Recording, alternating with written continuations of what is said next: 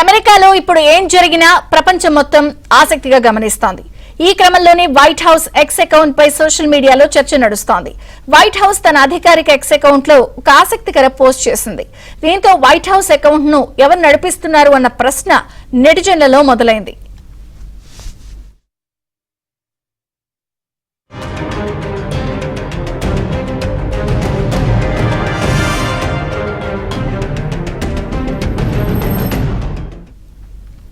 ప్రతీకార సుంకాలతో ప్రపంచ దేశాలను గడగడలాడించిన ట్రంప్ కాస్త వెనక్కి తగ్గారు.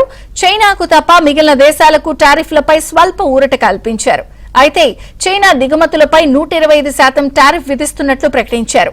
అనంతరం వైట్ హౌస్ ఎక్స్ అకౌంట్ నుంచి ఒక పోస్ట్ వచ్చింది.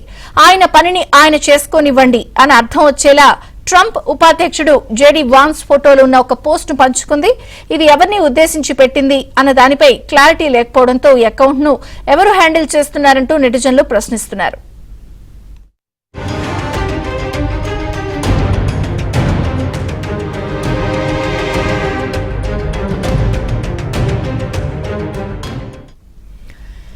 దీనికి పలువురు నెటిజన్లు చాలా ఫన్నీగా సమాధానాలు ఇస్తున్నారు. ఈ అకౌంట్ ను ట్రంప్ కుమారుడు బారన్ నడుపుతున్నారని ఒక యూజర్ అనుమానం వ్యక్తం చేశాడు.